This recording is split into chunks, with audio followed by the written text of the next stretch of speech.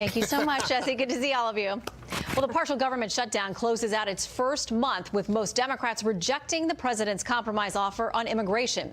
Democrat presidential hopefuls and possibles make the rounds on the Martin Luther King birthday holiday, with one of them taking the plunge.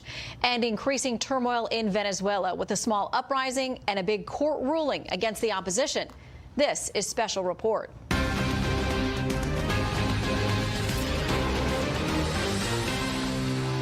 Good evening. Welcome to Washington. I'm Shannon Bream in for Brett Baer. We are about 6 hours shy of completing one full month of the partial government shutdown, and prospects for an end appear no greater than when it started. Over the weekend, President Trump made a compromise offer which was quickly rejected by the House Speaker. The recriminations continue on what would normally be a much welcomed three-day holiday for government workers, but is instead just another day of no work and no immediate pay for 800,000 federal employees. Chief White House correspondent John Roberts starts us off tonight. Good evening, John. Shannon, good evening to you. The White House is hoping to break something loose on the shutdown later on this week, pushing Republicans and Democrats in the Senate to get behind the proposal that the president outlined on Saturday to secure the border and reopen government. Great day. It's a beautiful day. President Trump's only public event today, a visit to the Martin Luther King Jr. Memorial to pay tribute to the civil rights leader. But behind the scenes today, urgent preparations to bring the president's latest offer on border security to the Senate floor. When was the last time you spoke with House Speaker Pelosi? On Saturday, President Trump added some sweeteners to his request for $5.7 billion for a border barrier, 3 years of protection for DACA recipients, the so-called Dreamers, and a 3-year extension of temporary protected status for thousands of other immigrants living in the United States. This means that 300,000 immigrants whose protected status is facing expiration will now have 3 more years of certainty so that Congress can work on a larger immigration deal. Many Democrats dismissed the offer as a non-starter. We are aghast that he wants this giant 30-foot wall to be the symbol of America. We want the symbol of America to remain the Statue of Liberty, freedom, equality, not a divisive wall.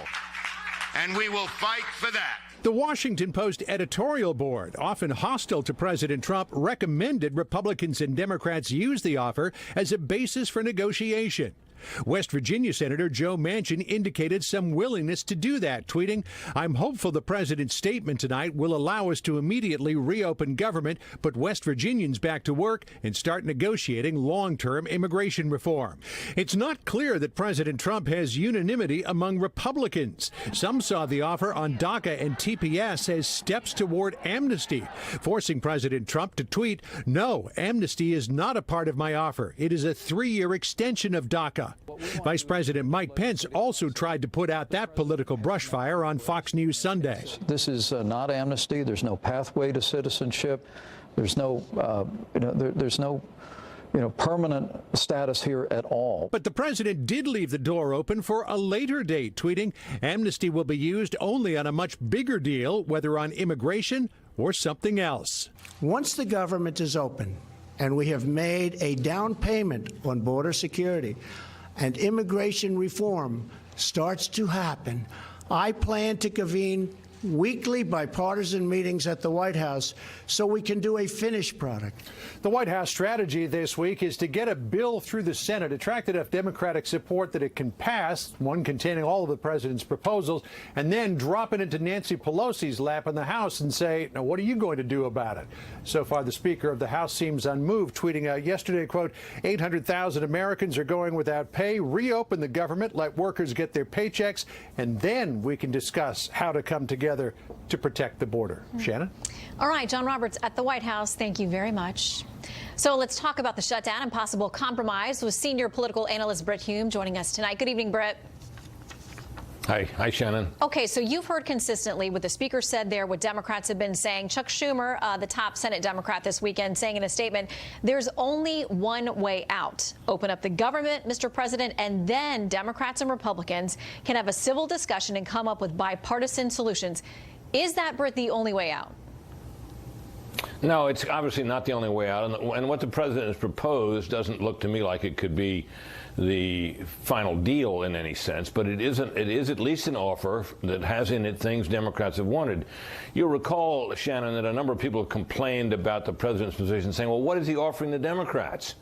And now he's offered them something. It's obviously not enough by their lights, but he signals to me, Shannon, that he's open to bargain. And my sense is that if the Democrats want to negotiate with him about this, they could get an awful lot from him of what they want for immigration reform. I mean, they could probably get a permanent security for the Dreamers, something for those who are on temporary protected status that goes for longer than 3 years, and so on. But in order to do that, they'd have to give up on one thing in particular, and that is their insistence that even if the government is open, there will be no money for the president's wall, which of course which he's now reduced from a sea to shining sea wall to border barriers in places where the experts and the border police think that they should be placed. So there's plenty of opportunity here for a deal. The question is, does anybody yet want to make one? Well, even the Washington Post is now saying, listen, it's not maybe palatable, but it's time to get down to brass tacks, and that Democrats need to be part of the solution. The editorial board writing this, it says, Mr. Trump's offer should be welcomed but not accepted, as you said, Britt, as the final word. But to refuse even to talk until the government reopens does no favors to sideline federal workers and contractors.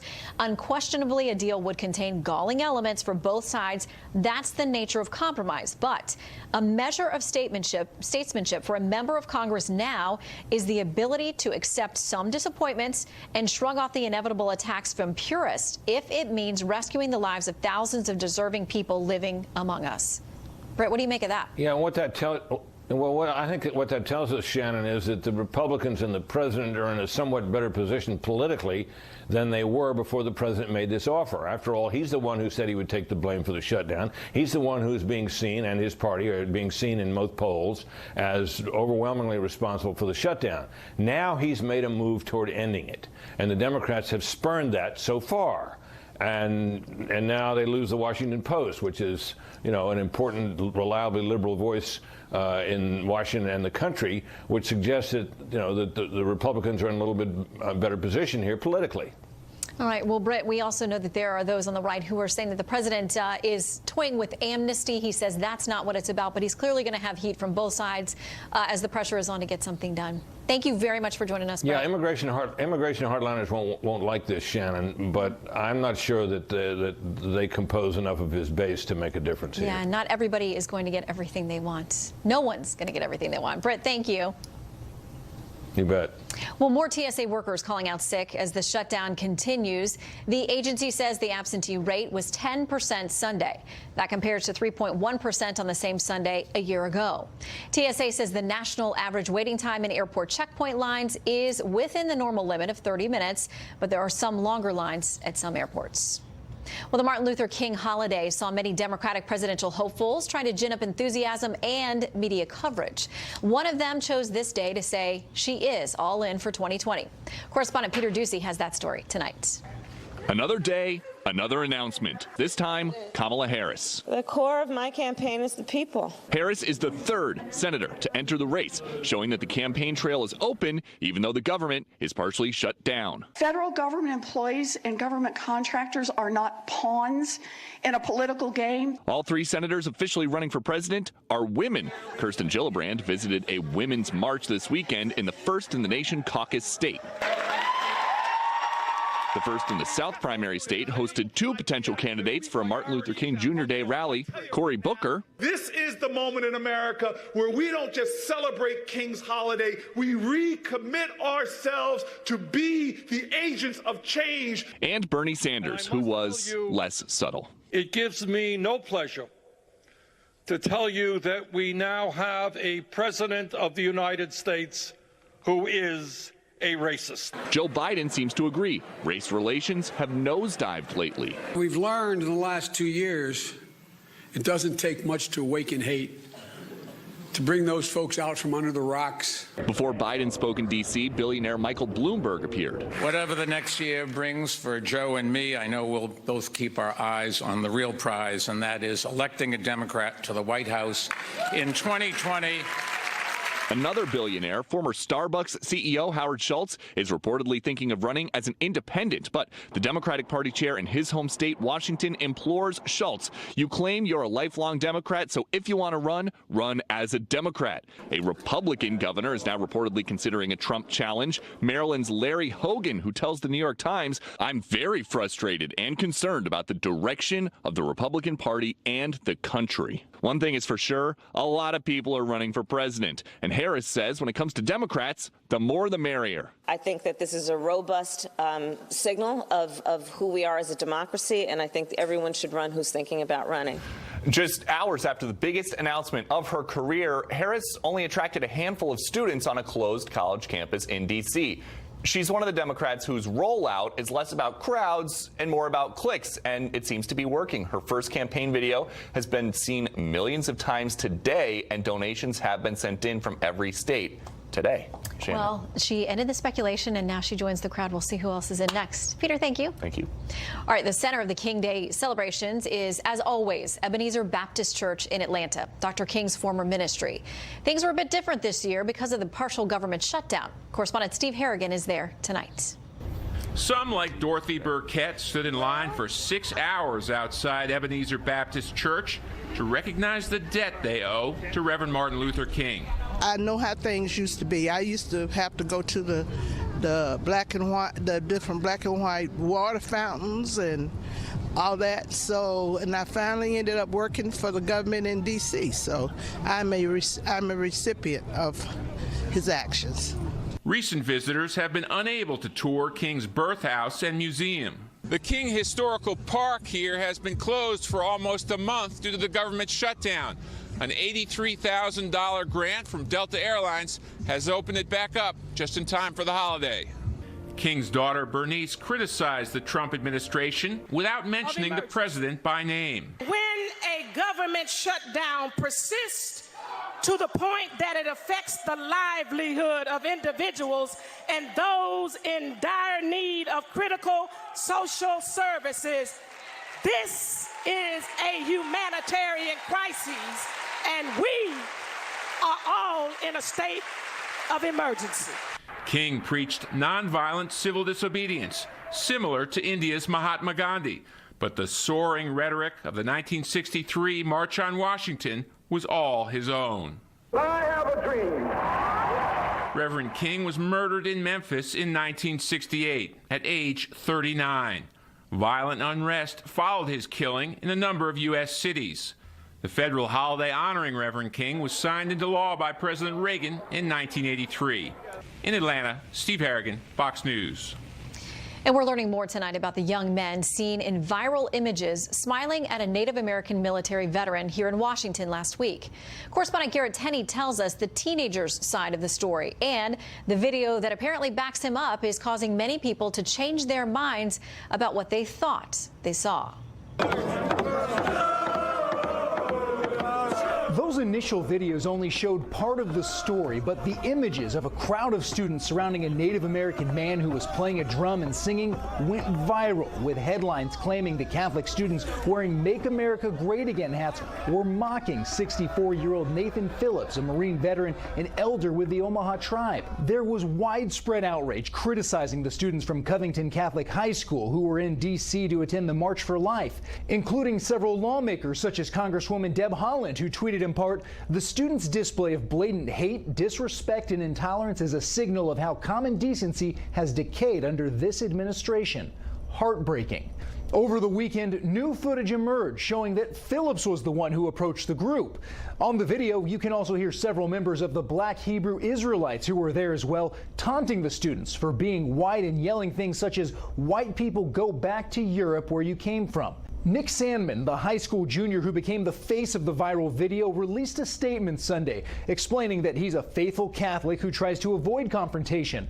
Quote, "I believe that by remaining motionless and calm, I was helping to diffuse the situation. I realized everyone had cameras and that perhaps a group of adults was trying to provoke a group of teenagers into a larger conflict." Sandman also said both he and his family have received physical and death threats over the past few days thanks to the social media mob that jumped on the initial story. Shannon? All right, Garrett, we will talk about that with the panel. Thank you. Up next, how some in the media are resisting some good news for the president. First, here's what some of our Fox affiliates around the country are covering tonight. Fox 59 in Indianapolis, as the University of Notre Dame will cover murals in a campus building that depict Christopher Columbus in America. The move comes following criticism that the images depict Native Americans in stereotypical submissive poses before white European explorers. WFXT in Boston as New England digs out from the first big winter storm of the season. More than 8 inches of snow reported in southern New Hampshire and the Merrimack Valley. There was also close to a quarter inch of ice in some neighborhoods, causing scattered power outages and dangerous travel. A utility worker was killed in Connecticut. And this is a live look at San Diego from Fox 5. One of the big stories there tonight, 2 people killed when a massive tree collapsed onto a house in Point Loma this morning. A fire department official says a man and a woman who were on the second story of the house died. The National Weather Service recorded wind gusts of 40 miles an hour during the time the tree fell. Google $57 million. It is the first penalty for a U.S. tech giant under new European data privacy rules that took effect last year. The National Data Protection Commission says it fined Google for what it calls lack of transparency, inadequate information, and lack of valid consent regarding ad personalization for users. The death toll in a massive fire at an illegally tapped pipeline in Mexico is now 89, as more of the injured have died at hospitals. The Mexican health secretary says 51 victims severely injured are still hospitalized. They were gathering gasoline from an illegal pipeline tap when the gas ignited Friday.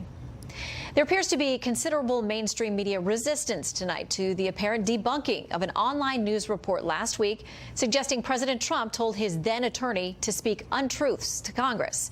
And this is shining a very bright light on media and others who predicted a very hard fall for the president just days ago. Fox News media analyst and host of Fox's Media Buzz, Howard Kurtz, takes a look. When BuzzFeed accused President Trump of encouraging his former lawyer Michael Cohen to lie to Congress about the Russian Trump Tower project based on 2 unnamed sources, 0 documents, and no contact with Cohen, it triggered a media frenzy. If the BuzzFeed story is correct, we are like not only at another level, we are at impeachment. And essentially, here is the President of the United States in the Oval Office, presumably, on the phone, telling Michael Cohen to commit federal crimes. Some Democrats rushed to embrace the story. If the president directed Michael Cohen to lie to Congress, he should resign. But if he doesn't resign, he should be impeached. These were precisely the kinds of charges that led the Nixon impeachment articles. Others struck a more cautionary note. Do I have my doubts about BuzzFeed? Absolutely. Things changed dramatically Friday night when Robert Mueller's office took the extremely rare step of issuing a denial, saying BuzzFeed's description of specific statements to the special counsel's office regarding Michael Cohen's congressional testimony are not accurate. I think that the BuzzFeed piece was a disgrace to our country. It was a disgrace to journalism. But Fox News has learned the president's personal lawyer played a role in the Mueller statement. Rudy Giuliani was on the phone with Mueller's office Friday, he told Fox's John Roberts, and both sides agreed a significant part of the BuzzFeed piece was false. Giuliani said, quote, "We commend them for standing up for the truth," adding, "There are no texts and emails or other documents to corroborate BuzzFeed's claim for the simple reason that it is not true." BuzzFeed editor Ben Smith says he stands by the story 100%, but his 2 reporters have offered conflicting accounts of whether they saw any documents, and one of them, Jason Leopold, has admitted to a checkered past that includes inaccurate stories, lying, and substance abuse a decade ago. As for Mueller's statement, some are discounting it or trying to excuse their own rhetoric. It is not a repudiation of every word in the BuzzFeed story. It is a repudiation of some part of it. When you preface your statement with, "If this is true," that to me gives you all the cover you need. Making such an explosive charge against the president with no documentary evidence turned out to be an embarrassment for BuzzFeed, but it's also a black eye for the news organizations that breathlessly promoted the unproven allegation. Shannon? Thank you, Howard. Up next, an illegal immigrant accused of 4 killings that terrorized a western city. First, beyond our borders tonight, for the second time in less than a week, ISIS launches a suicide attack against U.S. troops in Syria. The Pentagon says no Americans were hurt this time. Last week, 4 Americans were among 19 people killed in a bombing in northern Syria. China's 2018 economic growth has fallen to a 3-decade low. Official data shows the world's second largest economy expanded by 6.6% over a year earlier. That's down from 6.9% in 2017. British Prime Minister Theresa May rejecting calls to delay Britain's departure from the European Union. She says she will press on with efforts to get a Brexit deal approved by Parliament. Her plan was rejected by lawmakers resoundingly last week. May says she will hold more talks with government and opposition leaders about their concerns over the deal before